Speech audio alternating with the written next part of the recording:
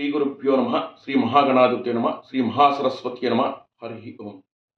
హైదరాబాద్ నుంచి ఢిల్లీ స్పైస్ జెట్లో ప్రయాణం చేసాం. ఢిల్లీ నుంచి మరియు శ్రీనగర్కి స్పైస్ జెట్లో ప్రయాణం చేసి మధ్యాహ్నం 3 గంటల చిల్లరకి శ్రీనగర్లో దిగాం. శ్రీనగర్ నుంచి ముందుగా రిజిస్ట్రేషన్ దొరుకుతుందనేసి ఆ రోజు రిజిస్ట్రేషన్ ఈ అమర్నాథ్ యాత్ర యొక్క రిజిస్ట్రేషన్ కోసం వెళ్ళాం. ఆ రిజిస్ట్రేషన్ ఆ రోజు కాకపోయేసరికి మేము సాయంత్రంకి మా రూమ్కి వచ్చి మేము హోటల్లో దిగిన రూమ్లో బస చేసి అక్కడి నుంచి డాల్ లేక్ సరస్సు చూసుకుని డాల్ లేక్ సరస్సు నుంచి లాల్ చౌక్ దగ్గర వెళ్ళి కాసేపు అక్కడ సమయం గడిపి కొన్ని ఫోటోలు దిగాం. దిగిన తర్వాత రాత్రికి మళ్ళీ మనం రూముకు చేరుకున్నాం. మరునాడు పొద్దునే లేచి కాలకృత్యాలు నెరవేర్చుకుని కాస్తగా అల్పాహారం చేసి ఈ యొక్క అమర్నాథ్ యాత్ర యొక్క రిజిస్ట్రేషన్కి ప్లేస్కి వెళ్ళాం. ఇది గవర్నమెంట్ డాక్టర్ల దగ్గర రిజిస్ట్రేషన్ చేసుకుని వాళ్ళ యొక్క స్టాంప్ వేసుకున్న తర్వాత మనం ఇక్కడి నుంచి బయలుదేరి అమర్నాథ్ యాత్ర 2 విధాలుగా ఉంది. ఒకటి శ్రీనగర్ బాల్టాల్ మీదుగా వెళ్ళొచ్చు, ఇంకోటి శ్రీనగర్ పెహల్గామ్ చండీపూర్ మీదుగా వెళ్ళొచ్చు. మేము శ్రీనగర్ బాల్టాల్ మీదుగా వెళ్ళాం. ఇది యాత్ర యొక్క రిజిస్ట్రేషన్ ఏంటంటే ముందుగా ప్రభుత్వ డాక్టర్ దగ్గర తీసుకున్న తర్వాత ఆయన దగ్గర అన్ని అనుమతులు తీసుకున్న తర్వాత ఈ యొక్క యాత్రని అప్డేట్ చేసుకోవచ్చు. లేదా అక్కడే eKYC document registration on spot registration చేస్తారు. అంటే మనకి రైల్వేలో తత్కాల్ టికెట్లు ఎలా ఇస్తారో ఇది కూడా అలానే ఇస్తారు. ఒకరోజు ముందుగా ప్రతి యాత్రకి ఒకరోజు ముందుగా మనకి ఈ తత్కాల్ విధంగా ఏర్పాటు చేస్తారు. ఇది శ్రీనగర్లో ఉంది, జమ్మూలో ఉంది. చాలామంది నాకు చెప్పడం ఏంటంటే జమ్మూలో కొంతమంది అధికారులు దుర్సు ప్రభుత్వం వల్ల వాళ్ళకి సమంగా రిజిస్ట్రేషన్ అవుతలేదని చెప్పారు.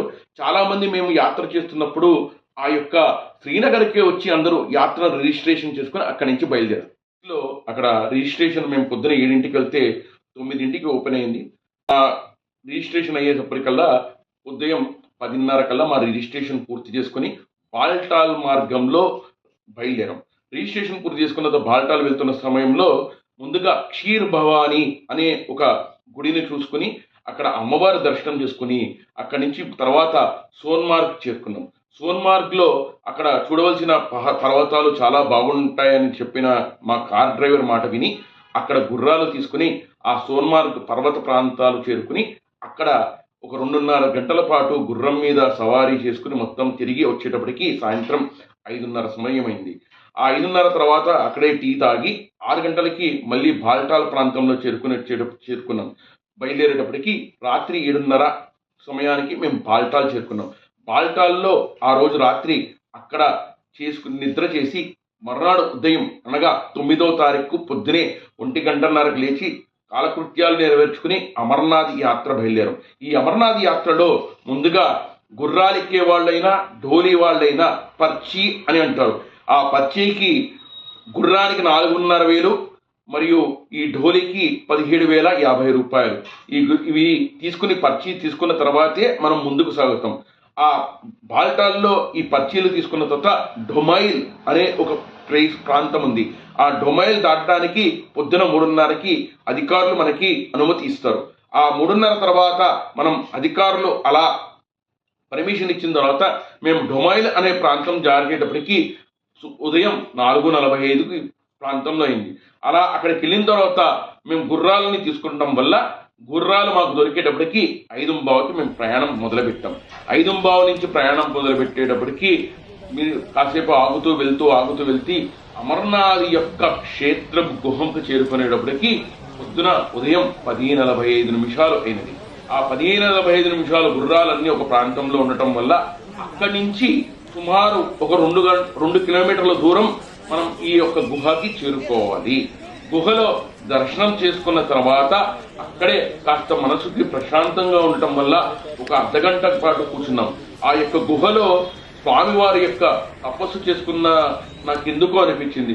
ఎందుకంటే మనకి ఈ యొక్క అమర్నాథ్ యాత్ర కేవలం 50 రోజులు తప్ప మిగతా రోజులు ఉండదు. కానీ ఆ గుహలో చూస్తున్నప్పుడు స్వామివారు చాలాసేపు అక్కడ తపస్సు చేశారని నాకు ఎందుకో అనిపించింది. అక్కడే ఒక 45 నిమిషాలు కూర్చుని కాసేపు స్త్రీ సూక్తం పురుషూక్తం పారాయణం చేసుకుని మెల్లిగా మళ్ళీ తిరుగు ప్రయాణం ప్రారంభించాం. తిరుగు ప్రయాణం ప్రారంభించేటప్పటికి మాకు మధ్యాహ్నం 3 గంటలు పట్టింది. 3 తర్వాత మళ్ళీ మేము కిందకి దిగడం ప్రారంభించిన తర్వాత సాయంత్రం 6 గంటల సమయానికల్లా మేము టెంటులో విడిది చేసిన ప్రాంతానికి చేరుకున్నాం. అది బాల్టాల్లో ఉంది. ఇది అమర్నాథ్ యొక్క యాత్ర పరిపూర్ణం. ఈ అమర్నాథ్ యొక్క యాత్ర చాలామంది అనుకుంటారు కానీ చాలా సులభం అనుకుంటారు కానీ సులభం కాదండి.